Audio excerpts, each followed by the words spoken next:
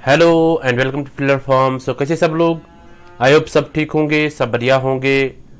So welcome in today's class. My name is Mudassir Amin. I am presenting here MCQ series regarding paper 1 UGC NET JRF. ठीक है, तो आज का जो MCQ series रहेगा वो प्रीवियस ईयर क्वेश्चंस रहेंगे। ओके, सो एमसीक्यूज भी रहेंगे इसमें, जिसमें आपके कंसेप्ट क्लियर हो जाएंगे। ठीक है, देखते हैं हमारा टारगेट क्या रहता है। हमारा टारगेट रहता है top 20 MCQs daily on paper 1 teaching and research aptitude at 2 PM। हमारा मिशन क्या है, यूजीसी नेट जेआरएफ को क्रैक करना। Okay, yes, good afternoon everyone. ये 2 PM का जो एमसी क्लास रहता है, इसको आप मिस मत करिएगा। अगर आपने इसको मिस किया तो आपने बहुत कुछ खो दिया। तो आप खुद ही देखते हो कि कितना कंसेप्ट आपके क्लियर होते हैं, चाहे एमसीक्यूज से है ना, चाहे सेल्फ मेड एमसीक्यूज है, चाहे प्रीवियस ईयर क्वेश्चन है, पूरे कंसेप्ट आपको क्लियर होते हैं यहाँ पे। ठीक है, आप इसको मिस मत करिएगा। ये कुछ और क्लासेस है फिलर फॉर्म की तरफ से हो रहे हैं जो यूजीसी नेट के रिलेटेड होते हैं, तो इनको भी आप मिस मत करिएगा। ठीक है, आप अपने फ्रेंड्स के साथ शेयर कर लो और खुद भी लाइक कर लो। ठीक है, जो शेयर करेगा वो थम्स अप भी करेगा।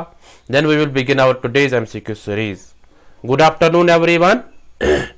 आज मेरी तबीयत थोड़ा ठीक नहीं है, थोड़ा जुकाम होने लगा है। ठीक है, हाँ, आप अच्छे से क्वेश्चंस का आंसर करिएगा। ठीक है, और सब शेयर कर लो, अपने फ्रेंड्स के साथ शेयर कर लो। ठीक है, खुद भी लाइक कर लो आप। Are you ready? अगर आपने शेयर किया है तो थम्स अप करिएगा। ठीक है, then we will begin our MCQ series. चलो सब शेयर कर लो।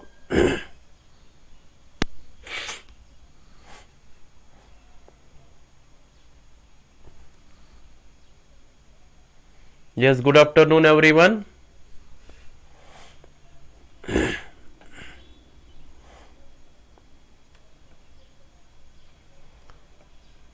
थम्स अप करो आप।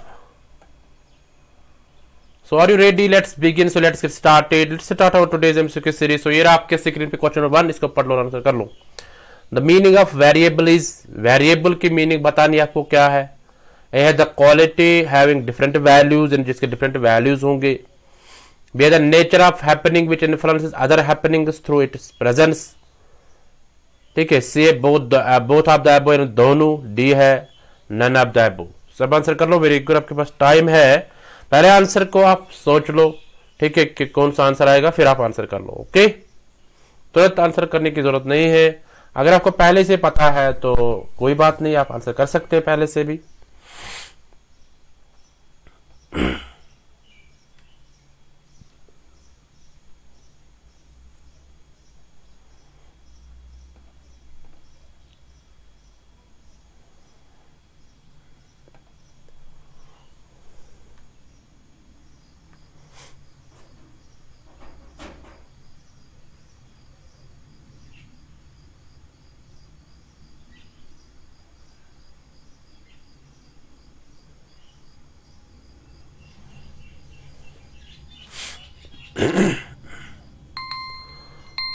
देखते हैं इसका आंसर क्या होगा। यार आपके स्क्रीन में इसका सी पार्ट, सी पार्ट क्या है, बोथ ऑफ द अबव, यानी the quality of having different values.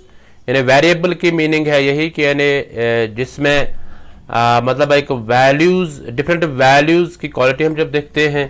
ठीक है, इस तरह nature of happening which influences other happenings, यानी वो हैपनिंग जो प्रोसेस होती है, जो इन्फ्लुएंस दूसरे को करते हैं उसकी प्रेजेंस में, तो उसको भी हम वेरिएबल बोलते हैं। ठीक है, हाँ, दोनों करेक्ट है। आई होप यू गॉट इट। चलते क्वेश्चन नंबर 2 पे, इसको पढ़ लो, आंसर कर लो। आज हम जल्दी जल्दी कर लेंगे क्योंकि मेरी तबीयत भी ठीक नहीं है। ठीक है, जल्दी जल्दी कर लेंगे क्वेश्चंस को।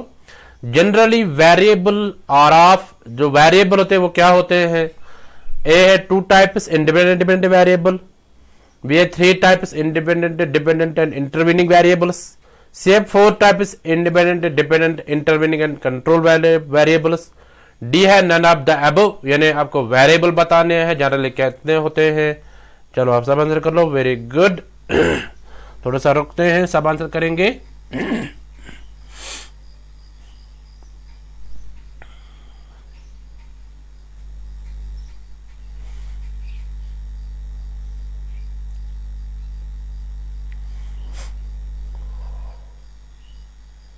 लाइव चैट आ जाता है एक जगह, आप वहीं पे आंसर कर सकते हैं। कुछ स्टूडेंट्स क्या करते हैं, वो कमेंट सेक्शन में आंसर करते हैं, वहाँ आंसर करने की जरूरत नहीं है। अगर आप लाइव देख रहे हैं 2 बजे से, तो एक जगह लाइव चैट आ जाता है, वहाँ उसको ओपन करिए, वहाँ से आप आंसर कर सकते हैं।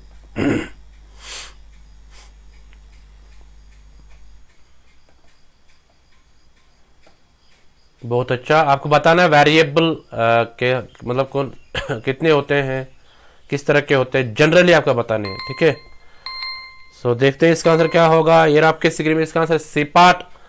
4 टाइप्स होते हैं वेरिएबल के, एक होता है इंडिपेंडेंट, दूसरा dependent, intervening and control variables. Okay, so I hope you got it. चलते क्वेश्चन में 3 पे इसको पढ़ लो और आंसर कर लो। In epistemology the following problem can be solved.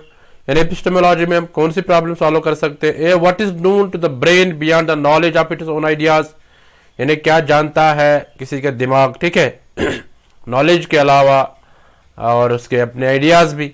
How do the knowledge becomes objective as well as subjective simultaneously. कैसे वो ऑब्जेक्टिव सब्जेक्टिव बन सकती है। C what is the criteria of judgement of truth and false. यानी truth और false का judgement, criteria judgement क्या है। D all the above correct. सब बताओ। मैं क्वेश्चन पढ़ के फिर मैं टाइम देता हूं, ठीक है। पहले आप अच्छे से आंसर कर लो, अच्छे से पढ़ लो पहले। जब अच्छे से पढ़ोगे देन आप अच्छे से आंसर भी करोगे, है ना। यस,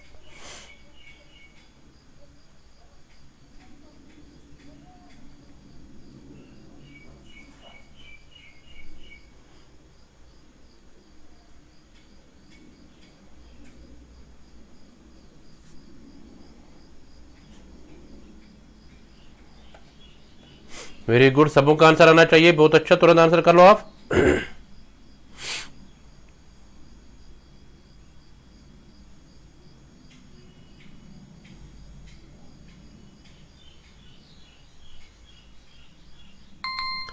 यहाँ पे आपका टाइम खत्म हो गया है। देखते हैं इसका आंसर क्या होगा। D part is the correct answer. All the above correct, यानी सारे करेक्ट है। देखो नॉलेज के रिलेटेड है ना। Epistemology is the branch philosophy deals with the knowledge, है ना। हाँ, ये ध्यान में रखना आप। तो क्या जानते हैं ना, व्हाट इज नून, क्या जानते हैं to the brain beyond the knowledge of its own ideas. अपने आइडियाज को जान के मतलब और कितना जानता है। सो नॉलेज मतलब ज्ञान, हम ज्ञान की हम बात अगर करेंगे तो एपिस्टेमोलॉजी में आती है। How do the knowledge, knowledge की एक बात आ गई है तो यहाँ पे भी एपिस्टेमोलॉजी आ गया है।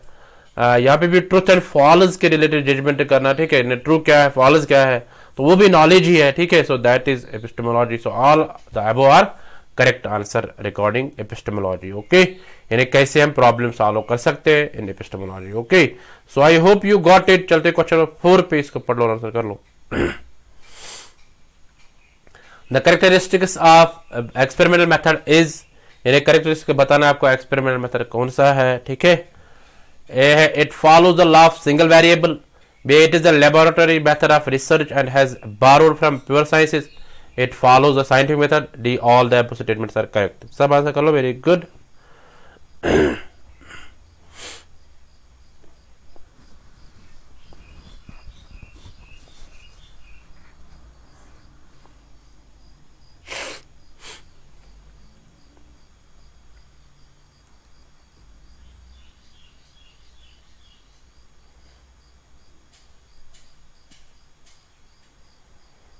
सबों का आंसर आना चाहिए। बहुत अच्छा, तुरंत आंसर कर लो आप।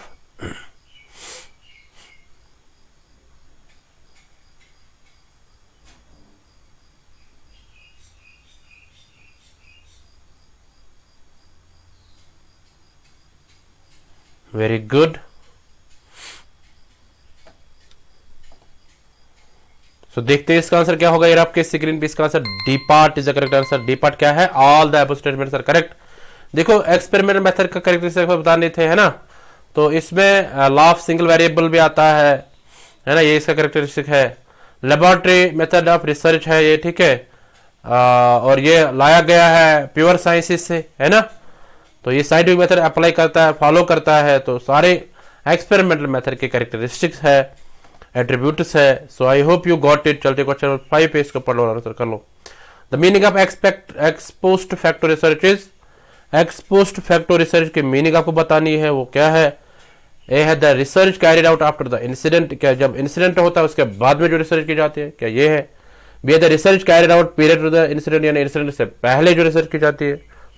से the research carried out along with the happening of an incident, यानी जब इंसिडेंट होता रहता है उसी के हिसाब, मतलब उसी के साथ भी रिसर्च होती है। डी है the research carried out keeping in mind the possibilities of an incident, यानी रिसर्च वो रिसर्च जो मतलब इंसिडेंट होने से पहले मतलब वो सोच लेना कि ये हो सकता है ना, keeping in mind the possibilities of an incident, कैसे इंसिडेंट हो सकता है। ठीक है, तो यहाँ पे आप आंसर कर लो सब, वेरी गुड।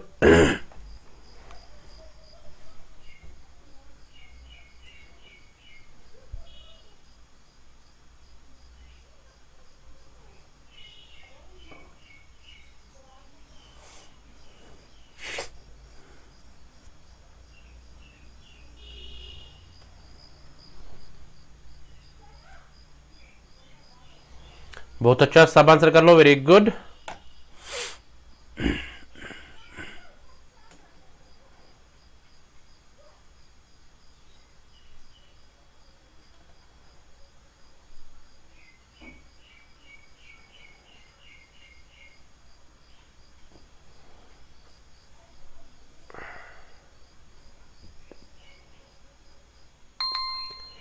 अभी आपका टाइम खत्म हो गया, देखते हैं इसका आंसर क्या होगा। A part is the correct answer, है ना। ए पार्ट करेक्ट आंसर है, क्या है, the research carried out after the incident, यानी जो वो रिसर्च जो जब इंसिडेंट होता है उसके बाद में जो रिसर्च होती है, that is ex post facto research. Okay, हाँ, यानी बाद में रिजल्ट देखना कि यानी क्या हुआ था, है ना। सो इंसिडेंट के बाद जब रिसर्च करेंगे, that is ex post facto research. चलते क्वेश्चन 6 पे, इसको पढ़ लो और आंसर कर लो। According to Mouly the type of research methods is, यानी मौली ने कौन सा टाइप ऑफ रिसर्च बताया है। ये हिस्टोरिकल मेथड, बी है सर्वे मेथड, सी है experimental method, D all the above methods. सब आंसर कर लो, वेरी गुड। यानी मौली ने कौन सी क्लासिफिकेशन दी है, किस टाइप के रिसर्च बताए हैं ना, क्या हिस्टोरिकल है, क्या सर्वे है, क्या एक्सपेरिमेंटल है, ये बताना आपको। सब आंसर कर लो, वेरी गुड।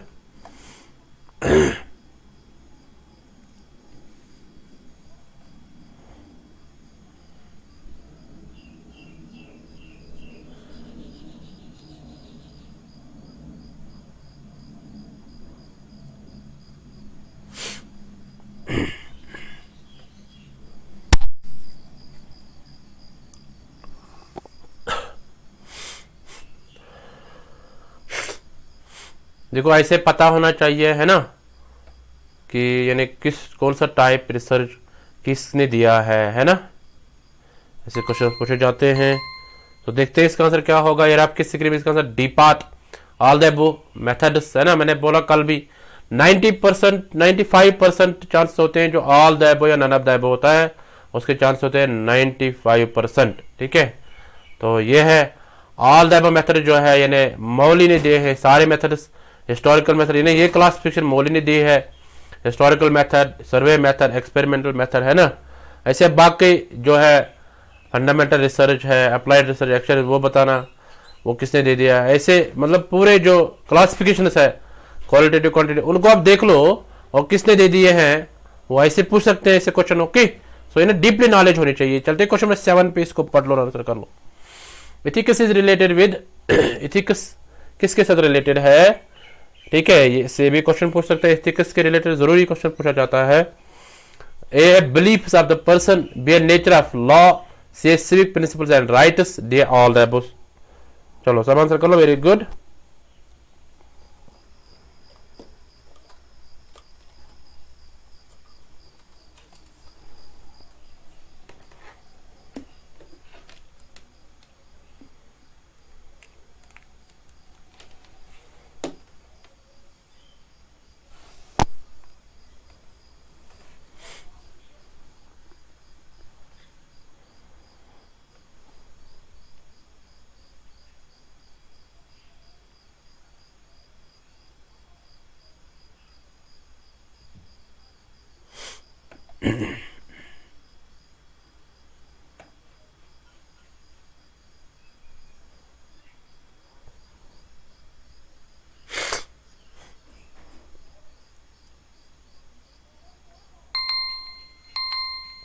तो यहाँ पे आपका टाइम खत्म हो गया। देखते हैं इसका आंसर क्या होगा। D part is the correct answer. All the above are correct answer, है ना। एथिक्स किसके साथ रिलेटेड है? एथिक्स है मतलब बिलीफ जो होता है ना, बिलीफ ऑफ द पर्सन, यानी जो डेटा देता है, यानी जो रेस्पोंडेंट होता है, नेचर ऑफ लॉ, ठीक है, लॉज को मतलब इनको मद्देनजर रखना है। सिविक प्रिंसिपल्स और राइट्स, यानी प्रिंसिपल्स और राइट्स को ये भी है मतलब एथिक्स के रिलेटेड। सो ये सारे जो है ये है एथिक्स के साथ, ठीक है, वाबस्ता। So I hope you got it. चलते क्वेश्चन नंबर 8 पे, इसको पढ़ लो और आंसर कर लो। Decoding is associated with, decoding किसके साथ एसोसिएटेड है? ए है मैसेज सेंडर, बी है मैसेज रिसीवर, सी है both of the above, D है नन ऑफ द अबव। सब आंसर कर लो, वेरी गुड। डिकोडिंग किसके साथ एसोसिएटेड है?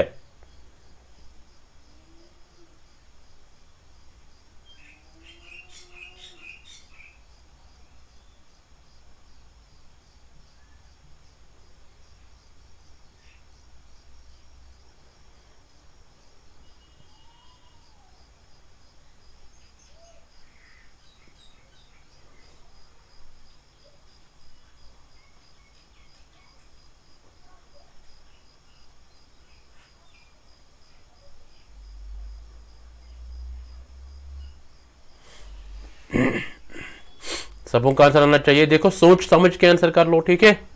हाँ,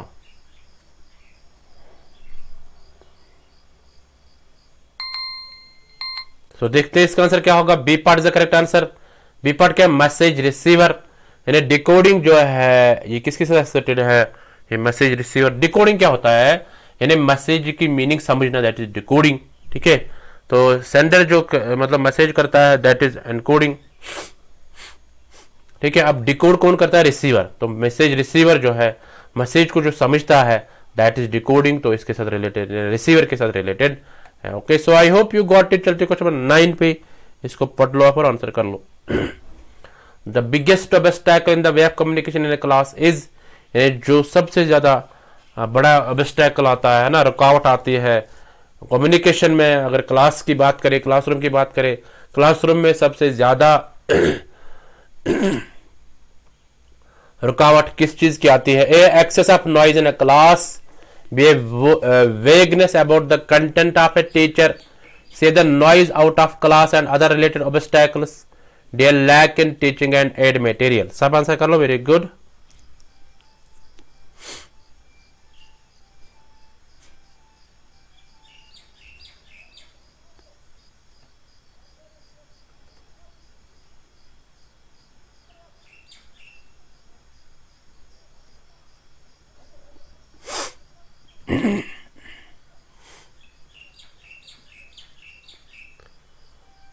सबसे बड़ी रुकावट क्या आती है जब कम्युनिकेशन होती है क्लास में, ठीक है, तो वो कौन सी है ये बताना आपको।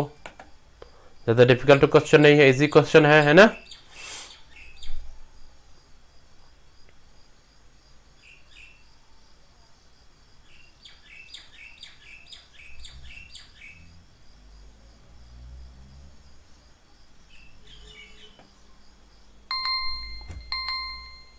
सो देखते हैं इसका आंसर क्या होगा। A part is the correct answer. Excess of noise in class, यानी जब ज्यादा शोर होगा क्लासरूम में तब ये एक बड़ी रुकावट बन सकती है ना। यानी जब कम्युनिकेशन होगी क्लासरूम में, जब ज्यादा शोर होता है तो फिर मतलब एक वो माहौल नहीं रहता है पढ़ने का, है ना। हाँ, कोई माहौल नहीं रहता है, सब आपस में बातें करने लगते हैं, ज्यादा से ज्यादा शोर हो जाता है, तो उससे क्या होता है कि यानी कोई दिलचस्पी, कोई इंटरेस्ट नहीं रहता है पढ़ने के साथ। Okay, so vagueness about the content of a teacher, अगर टीचर का कंटेंट जो होगा वो ठीक नहीं होगा तो उससे ज्यादा फर्क नहीं पड़ती है। उसमें बच्चे कुछ सुनते हैं, कुछ सोते हैं, है ना। हाँ, ये ध्यान में रखना। सो ऐसे noise out of class and other related, उससे भी ज्यादा कोई फर्क नहीं पड़ती है। Like and teaching and material, अगर टीचिंग एंड मटेरियल भी नहीं होगा तो मतलब सबसे ज्यादा बिगेस्ट बेस्ट है, सबसे ज्यादा बड़ी रुकावट, ये सारी रुकावटें हैं बट सबसे ज्यादा बड़ी रुकावट कौन सी है? नॉइज है, ठीक है। जब नॉइज हो जाएगा क्लासरूम में, जब स्टूडेंट आपस में बातें करेंगे, सब बातें करेंगे आपस में क्लासरूम में, कौन सी पढ़ाई होगी? कोई पढ़ाई नहीं होगी, है ना। हाँ, कंटेंट में अगर कोई मतलब मिस्टेक होगी, गलती होगी तब वो चलेगा, है ना, चलता है। इस तरह आउटसाइड अगर कोई नॉइज होगा तो वो भी चलता है ना। हाँ, तो टीचिंग एड मटेरियल अगर प्रेजेंट नहीं होगा तो वो भी चलेगा, बट नॉइज की बात अगर हम करेंगे क्लासरूम के अंदर जब नॉइज होगा तब पढ़ने का इंटरेस्ट ही नहीं रहेगा, ठीक है। So I hope you got it. चलते क्वेश्चन नंबर 10 पे, इसको पढ़ लो आराम से कर लो। Which of the following is not matched with the nature of communication, यानी कम्युनिकेशन के साथ कौन मैच नहीं किया गया है, ठीक है। विच of the following is not matched with the nature of communication, communication के साथ कौन सा मैच नहीं किया गया। डायरेक्शनल प्रोसेस, बी ए फीडबैक प्रोसेस, या डायनामिक प्रोसेस, या पैसिव प्रोसेस। सब आंसर कर लो, वेरी गुड।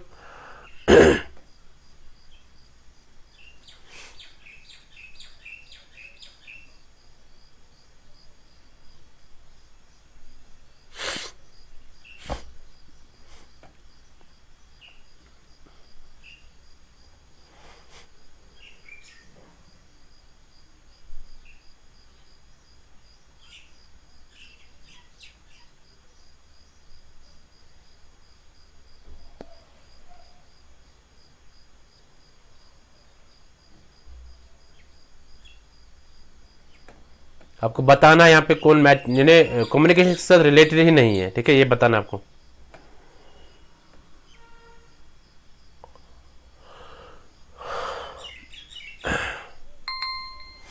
तो देखते हैं इसका आंसर क्या होगा। ये आपके स्क्रीन में इसका answer D part. So D part is the correct answer, है ना। कैसे आएगा डी पार्ट? पैसिव प्रोसेस है ना, कि not match with the nature of communication, communication के साथ ये मैच ही नहीं होता है ना, उसके नेचर के साथ ही मैच ही नहीं होता है, पैसिव प्रोसेस बोला गया है ना। सो ये पैसिव प्रोसेस नहीं है, इज नॉट मैच, यानी ये कम्युनिकेशन चाहे वर्बल होगी चाहे नॉन वर्बल होगी वो हमेशा एक्टिव रहती है, ठीक है।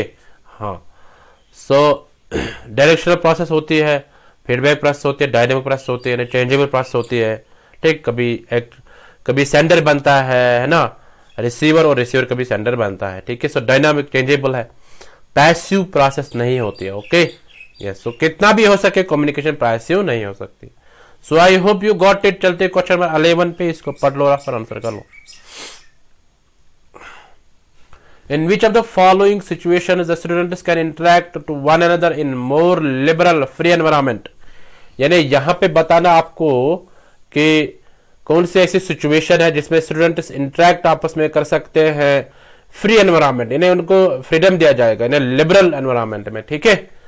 ये है in discussion with in the small group, छोटे छोटे ग्रुप में वो डिस्कशन कर सकते हैं।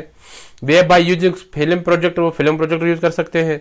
सी बाय टीवी व्यूइंग, यानी वो टीवी देख सकते हैं। डी इन एक्सपोर्ट्स लेक्चर, इन एक्सपोर्ट्स लेक्चर्स, एक्सपोर्ट के लेक्चर देख सकते हैं, ठीक है। हाँ, तो आप सब आंसर कर लो, वेरी गुड, आपके पास टाइम है।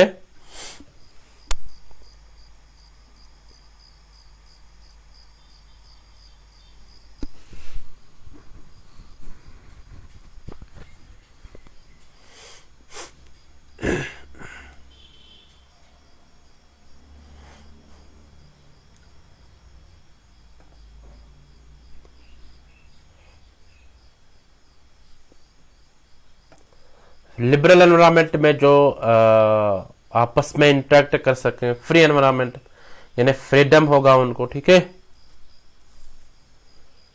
ऐसे बताना आपको कौन सा सिचुएशन है, कौन सी सिचुएशन है यहाँ पे, ठीक है। बहुत अच्छा, तुरंत आंसर कर लो सब। सो देखते हैं इसका आंसर क्या होगा। ये रहा आपके स्क्रीन पे इसका आंसर, ए पार्ट, है ना। ए पार्ट क्या है? In discussions within the small group, यानी जब छोटे छोटे ग्रुप्स में एक डिस्कशन हो जाएगा, ठीक है, तो वहां पे क्या हो सकता है, एक फ्री एनवायरनमेंट मिल सकता है बच्चों को, है ना। स्टूडेंट्स को फ्री एनवायरनमेंट मिल सकता है, वो कुछ भी शेयर कर, मतलब अपने अपने आपस में बातें शेयर कर सकते हैं, आपस में डिस्कशन कर सकते हैं, ठीक है। तो ये मतलब वहां पे कोई रेस्ट्रिक्शन नहीं है, वहां फ्रीडम दिया जाता है, फ्री एनवायरनमेंट होता है, लिबरल एनवायरनमेंट होता है। तो ये हम बोलेंगे स्मॉल ग्रुप्स में जब डिस्कशन हो जाएगी, ओके। सो फिल्म प्रोजेक्ट अगर यूज करेंगे तो वह बहुत सारे होंगे, टीवी व्यूइंग में भी बहुत सारे होंगे, वहां पे भी नहीं मिल सकता है फ्री एनवायरनमेंट। कोई मतलब पर्टिकुलर प्रोग्राम चलता होगा तो वो देख सकते हैं, एक्सपर्ट्स लेक्चर्स, अगर एक्सपर्ट की लेक्चर होता है तो वहां पे भी फ्री एनवायरमेंट नहीं मिलता आपको। Okay, so I hope you got it. चलते क्वेश्चन नंबर 12 पे, इसको पढ़ लो और आंसर कर लो। The effective communication will be taking place if, यानी जो इफेक्टिव कम्युनिकेशन होती है कब? The source is attractive and autocratic, where the message is designed according to the listeners, C the latest communication technology has been employed, the receiver is passive to receive the messages. सब answer कर लो। Very good, आपके पास time बचा हुआ है।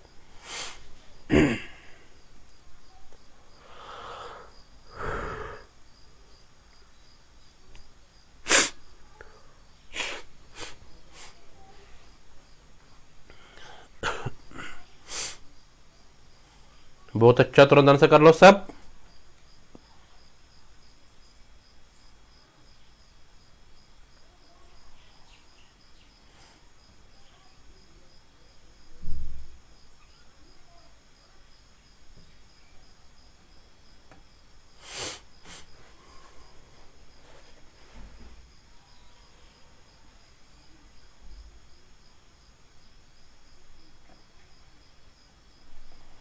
तो देखते हैं इसका आंसर क्या होगा। ये आपके स्क्रीन में इसका answer B part. So B part is the correct answer. B part क्या है? The message is designed according to the listeners, यानी मैसेज को डिजाइन किया जाता है लिसनर के अकॉर्डिंग। ठीक है, हाँ, तो वो इफेक्टिव कम्युनिकेशन कहलाता है ना। इफेक्टिव कम्युनिकेशन होती है उस वक्त, यानी जब मैसेज को हम डिजाइन करते हैं according to the listener, according to the need of the listener, according to the interest of the listener. ठीक है, हाँ। तो source is attractive and autocratic, यानी जो सोर्स अट्रैक्टिव एटोक्रेटिक ये भी हो सकता है। ठीक है, the latest communication technology has been employed, यानी लेटेस्ट टेक्नोलॉजी हम यूज कर सकते हैं। रिसीवर इज पैसिव, तो ये नहीं मानेंगे हम, है ना। तो हम बोलेंगे कि यानी जब लिसनर के लिए जो मैसेज होगी वो रिलेवेंट होगी, है ना, according to the discussion, according to the content. ठीक है, तो अगर हम बात करें कंटेंट या डिस्कशन की, तो मतलब सेम वो इंटरेस्ट होना चाहिए उस बात को सुनने में। ठीक है, so this becomes the effective communication. ठीक है, so I hope you got it. चलते क्वेश्चन 13 पे, इसको पढ़ लो और आंसर कर लो। The main limit of mass communication is, mass communication की मेन लिमिटेशन क्या है? It is very costly for the receiver, क्या ये कॉस्टली है? It takes much time in message production, यानी इसको ज्यादा टाइम लगता है मैसेज पहुंचने में। Its success depends on the message producers, यानी ये इसकी कामयाबी जो है वो डिपेंडेंट किस पे करते हैं? मैसेज प्रोड्यूसर, यानी जो मैसेज प्रोड्यूस कर होती है। The feedback system is in a poor state, जो फीडबैक सिस्टम होता है वो वेरी वीक होता है, वेरी पुअर स्टेट में होता है। सो यहाँ पे आपको बताना है कौन सा आंसर आएगा। चलो सब आंसर कर लो। वेरी गुड,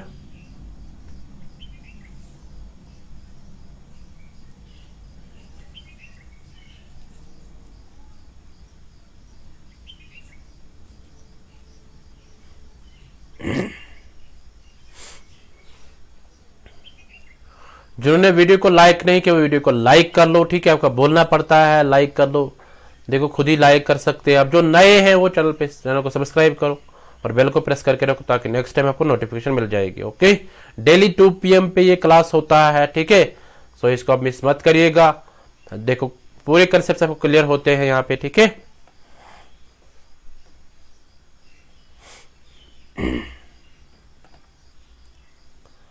सो आपका टाइम खत्म हो गया। देखते हैं इसका आंसर क्या होगा। ये आपके स्क्रीन पे इसका answer D part is the correct answer. Feedback system is a poor state, यानी जो मास कम्युनिकेशन में मेन लिमिटेशन क्या है कि फीडबैक जो रहता है वो वेरी वीक रहता है ना।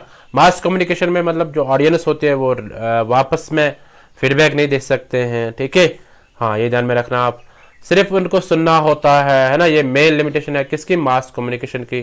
ठीक है, तो लिमिटेशन बतानी थी आपको, मेन लिमिट क्या था, यही था। यानी जो फीडबैक सिस्टम जो है वो एक्यूरेट नहीं रहता है। हम फीडबैक नहीं, जो मतलब जो रिसीवर्स होते हैं जो लिसन करते हैं, तो वो यहाँ फीडबैक नहीं दे सकते हैं। ठीक है, वापस में। तो ये एक मेन लिमिटेशन है मास कम्युनिकेशन की। Okay, so I hope you got. चलते क्वेश्चन 14 पे, इसको पढ़ लो और आंसर कर लो। The basic elements of communication, और कम्युनिकेशन के बेसिक एलिमेंट्स बताने आपको। A the source and the receiver, B the messenger and the receiver, C the source and the channel, they are all of the above. सब answer कर लो। Very good. देखो question को अच्छे से समझना, यहाँ पे बहुत कंफ्यूजन हो जाएगा आपको। ठीक है, हाँ,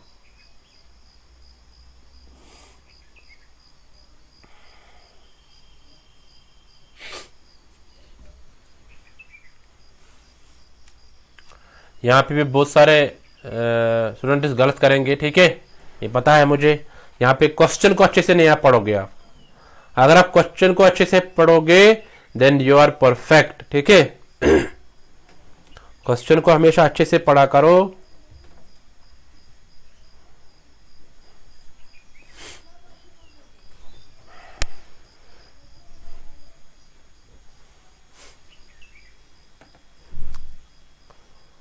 वेरी गुड, सबों का आंसर आना चाहिए। यहाँ पे टाइम खत्म हो गए, देखते हैं इसका आंसर क्या होगा। ये आपके स्क्रीन पे इसका आंसर ए पार्ट। देखो सबों ने गलत किया है। तो सोर्स एंड द रिसीवर जो है ये बेसिक एलिमेंट्स है। पहले देखो स्टूडेंट्स, पहले आपको क्या करना है, पहले आप क्वेश्चन को देखो अच्छे से। Basic elements of communication are, basic elements बोला गया है, not the elements in general terms में। बेसिक होता है, एक है द सोर्स और दूसरा होता है रिसीवर। जब ये दो आपस में हो जाएंगे तब बाकी तो ऑलरेडी हो ही जाएगा, है ना। वो तो होंगे उसमें, चैनल है, बाकी है ना, मीडियम जो है वो तो आएगा उसमें। जब ये दो चीजें होंगे तब क्या होगा, कम्युनिकेशन प्रोसेस होगी, ठीक है। सो बेसिक एलिमेंट बताने थे आपको, है ना। तो ये सोर्स है, चैनल आ जाएगी आपस में, ठीक है। हाँ, सोर्स और चैनल ये दो ही बताए गए। अब the messenger and the receiver, तो ये भी मतलब थोड़ा सा इसके साथ मिलता है। सोर्स और ये जो मतलब जो सेंडर होगा और जो रिसीवर होगा आपस में जब इनके साथ कम्युनिकेशन होगी तब ये दो स्टार्ट करेंगे कम्युनिकेशन, ठीक है। So these are the basic elements of communication, okay. So I hope you got it. चलते क्वेश्चन नंबर 15 पे, इसको पढ़ लो और आंसर कर लो। If a teacher is unable to communicate his ideas to the students in adequate manner, the result of it will be, यानी अगर teacher communicate अच्छे से नहीं कर पाएगा अपने आइडियाज को, है ना, स्टूडेंट्स तक नहीं अच्छे से पहुंचा सकता है यानी अच्छे मैनर में, तो result of it will be, तो उसका रिजल्ट क्या हो सकता है, यह the end of discipline in the class, यानी डिसिप्लिन नहीं रह सकता क्लास में। Be the end of students interest in the topic, यानी स्टूडेंट्स का इंटरेस्ट जो है वो टॉपिक के साथ खत्म हो जाएगा। से the maximum absence of students from the class, तो मैक्सिमम यहाँ पे एब्सेंस रहेगी, एब्सेंटीज होंगे क्लास में। All the above, all of the above, ये सारे आ जाएंगे। सो आप आंसर कर लो सब।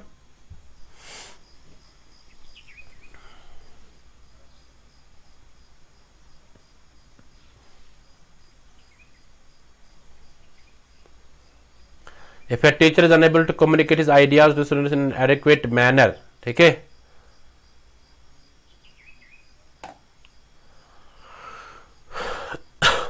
कम्युनिकेट नहीं कर पाएगा अच्छे से अपने आइडियाज, अपनी इंफॉर्मेशन जो उनको देना होगा स्टूडेंट्स को, वो अच्छे से नहीं कर पाएगा, तो रिजल्ट क्या आ सकता है उसका। सब आंसर कर लो, वेरी गुड।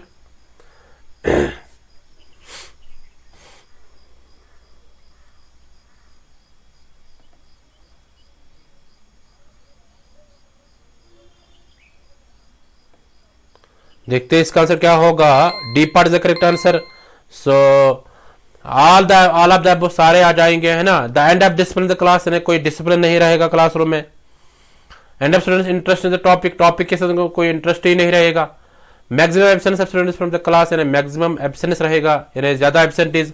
वो बोलेंगे अरे सर क्या पढ़ाता है ना, तो वो आ जाएंगे ही नहीं क्लासरूम में, ठीक है। क्लास में वो एब्सेंट रहेंगे। तो ये एक मेन कारण बन सकता है, ठीक है, कि जब टीचर को अच्छे से कम्युनिकेट नहीं कर पाएगा अपने स्टूडेंट्स के साथ, ठीक है, उसको आता नहीं होगा कम्युनिकेट करना, या उसका कंटेंट जो उसमें मतलब थोड़ी डिफिकल्टी होती है उसको समझाने में, तो यानी ये सारे प्रोसेस हो सकते हैं, है ना। So I hope you got it. चलते क्वेश्चन 16 पे, इसको पढ़ लो और आंसर कर लो। Collective responsibility is the hallmark of which form of government, यानी कलेक्टिव रेस्पॉन्सिबिलिटी किस गवर्नमेंट की हॉलमार्क है, निशानी है, ठीक है। हाँ, A parliamentary form, B a presidential form, C a military form, D a none of the above. सब आंसर कर लो, वेरी गुड।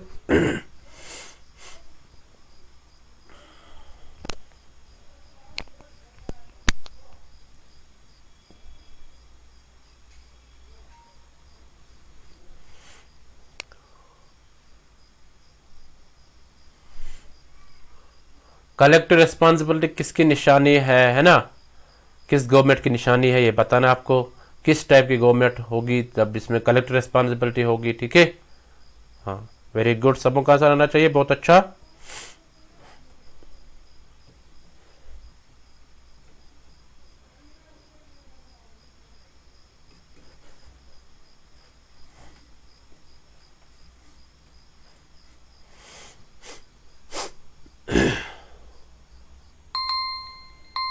सो देखते हैं इसका आंसर क्या होगा। A part is the correct answer. Parliamentary form, जो पार्लियामेंट्री फॉर्म जो है वो है हॉलमार्क किसका, यानी ये गवर्नमेंट है जिसमें कलेक्टिव रेस्पॉन्सिबिलिटी जो होती है, एक हॉलमार्क है, एक निशानी होती है पार्लियामेंट्री फॉर्म गवर्नमेंट की। Okay, so I hope you got it. चलते क्वेश्चन 17 पे, इसको पढ़ लो, आंसर कर लो। In case of death, resignation और रिमूवल ऑफ गवर्नर, यानी अगर कोई, यानी गवर्नर अगर मर गया या वो रिजाइन दे देगा, ठीक है, या उसको रिमूव किया जाएगा, digest act as the governor, तो उस वक्त एक्ट यानी उस वक्त गवर्नर का काम कौन करेगा। उसमें ऑप्शन है the chief minister, chief minister कर सकता है, B the president of India, के प्रेसिडेंट ऑफ इंडिया कर सकता है, सी द स्पीकर, जो स्पीकर कर सकता है, D the chief justice of high court. So आप सब आंसर कर लो, very good. Chief minister, president of India, speaker, chief justice of high court, यानी कौन उस वक्त जो ऑफिस संभाल सकता है जो गवर्नर का, अगर उसको रिमूव किया गया या उसने अपने आप खुद ही रिजाइन दिया है, इस्तीफा दिया है, या बाय अचानक बाय एक्सीडेंटल डेथ हो गई उसकी, ठीक है, हाँ, तो कौन संभाल सकता है उस चेयर को। सब आंसर कर लो, वेरी गुड। यानी कौन ऐसा काम कर सकता है, फिर कौन उसकी जगह ले सकता है, ठीक है, तब तक के लिए जब तक न्यू गवर्नर आ सकता है ना, ये बताना को। तो कोई कह सकता है न्यू गवर्नर आ जाएगा, है ना, तो जब तक वो आ जाएगा तब तक कौन संभाल सकता है उसको। वेरी गुड, समूह का आंसर आना चाहिए, बहुत अच्छा।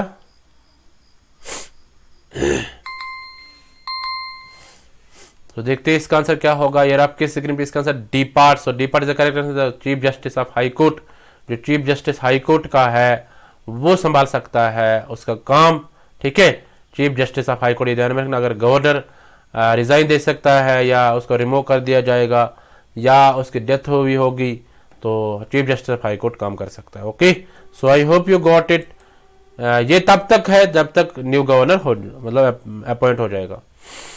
चलते क्वेश्चन 18 पे, इसको पढ़ लो, आंसर करो। The controller auditor general of India is appointed by the, यानी कंट्रोलर और ऑडिटर जनरल जो है इंडिया का, उसको कौन अपॉइंट करता है।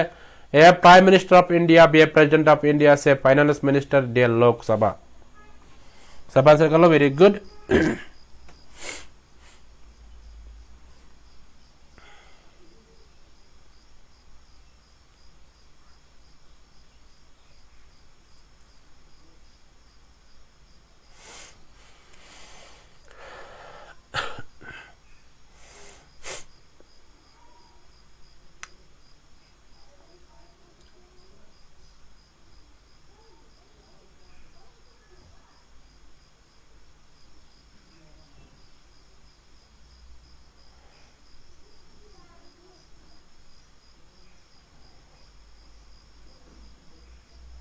बहुत अच्छा, समूह का आंसर आना चाहिए।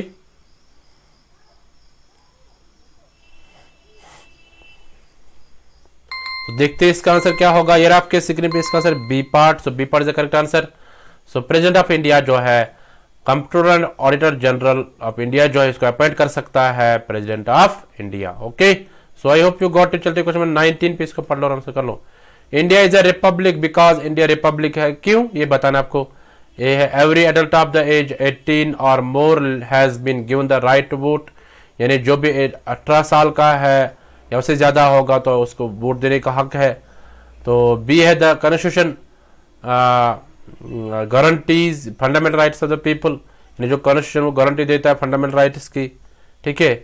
The council of ministers is responsible for to the Lok Sabha, जो काउंसिल ऑफ मिनिस्टर जो है वो जिम्मेदार है किसके, लोकसभा के। डी है head of state is elected for fixed term, यानी जो हेड ऑफ स्टेट है वो इसको इलेक्ट किया जाता है फॉर कुछ टर्म के लिए, ठीक है। सो यहाँ पे आपको आंसर करना है, सब आंसर कर लो, बहुत अच्छा।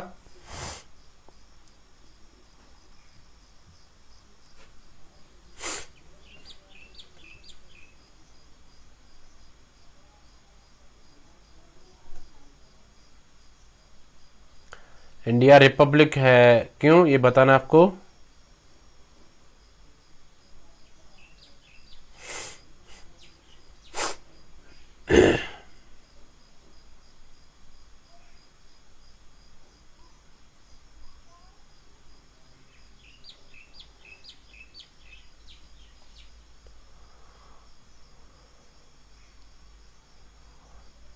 वेरी गुड, सबों का आंसर आना चाहिए, बहुत अच्छा।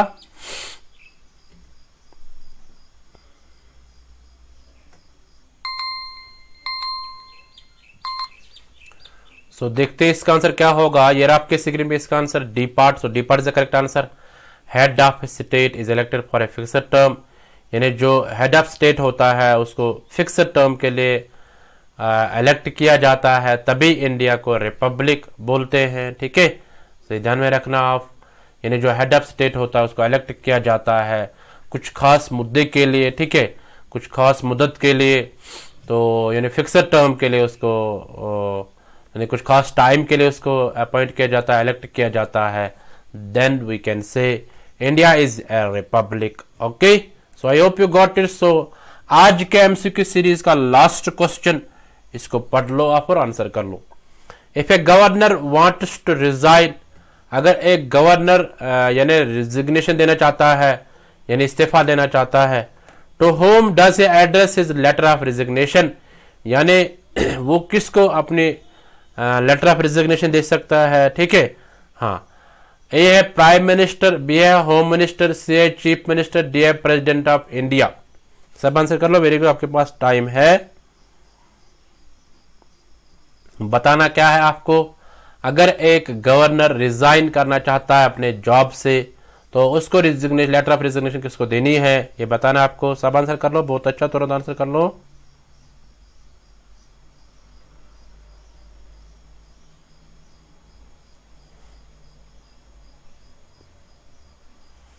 रिजिग्नेशन लेटर किसको देना है, इसको यानी किसके हाथ में देना है, या किसको, अगर वो लिखेगा रिजिग्नेशन लेटर तो किसको देनी है उसको। ठीक है,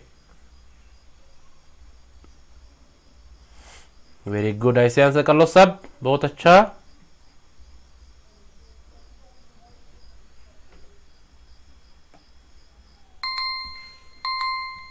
तो देखते हैं इसका आंसर क्या होगा। यार आपके स्क्रीन में इसका answer D part. So president of India को उसको देना है, यानी जो भी गवर्नर रिजाइन करता है अपने जॉब से एज ए गवर्नर, तो उसको लिखना है रिजिग्नेशन लेटर किसको, प्रेसिडेंट ऑफ इंडिया जो होगा। ठीक है, हाँ।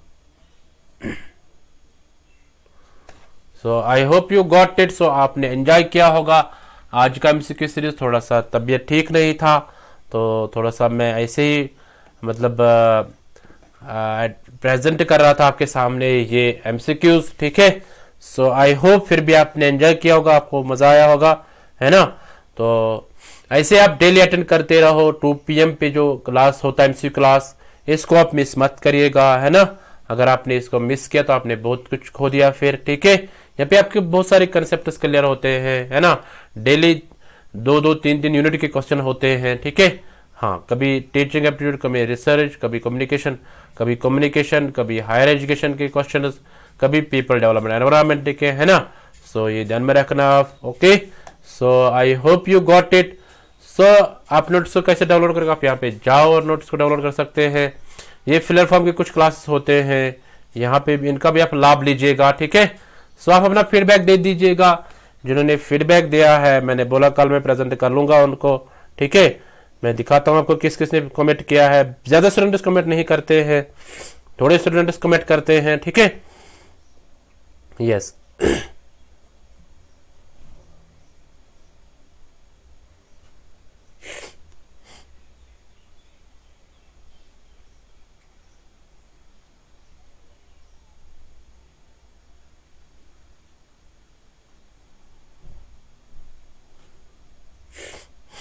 देखो पूजा सेन है, उसने कमेंट किया है ना। उसने बोला very nice class sir ji, good, God bless you, तुम जियो हजारों साल सर। मेरी तैयारी तो बहुत वीक है अभी। ठीक है सर। सोनल वालगुडे कहते हैं थैंक्स। सोटी बालिया कहते हैं nice class sir ji, thank you sir ji. ठीक है, इस तरह वाशिक अहमद बोलता है very nice class sir ji. आपको दिल से थैंक यू, इतना प्यार से पढ़ाते हैं आप को भी फ्री में, आपका भला हो, ठीक है। तो थैंक यू आशिक। सो इस तरह बुश खान कहते हैं सर आप बहुत अच्छे से समझाते हो, शुक्रिया सर, है ना। इस तरह अनुराधा कुमारी बोलते thank you sir, today MCQ is awesome, all everything is understanding so amazing, thank you so much sir, so welcome. Ziya Khan कहती है thank sir, nice class, nice session with explanation, may Allah bless you sir, so thank you Ziya Khan. तो इस तरह रंजना कुमारी बोलते हैं nice class sir, आप बहुत अच्छे से एक्सप्लेन कर रहे, हर एक क्वेश्चन को समझाते, इससे हम लोगों को कॉन्फिडेंस बढ़ जाता है, thank you so much sir, so welcome Ranjana. तो इस तरह खुशबू कुमारी कहते हैं नाइस क्लास सर। इस तरह रेशम बघेल कहते हैं वेरी नाइस क्लास सर, है ना। देखो मतलब कौन कौन कमेंट करता है, मैं वो बोलता हूं कि सब कमेंट नहीं करते।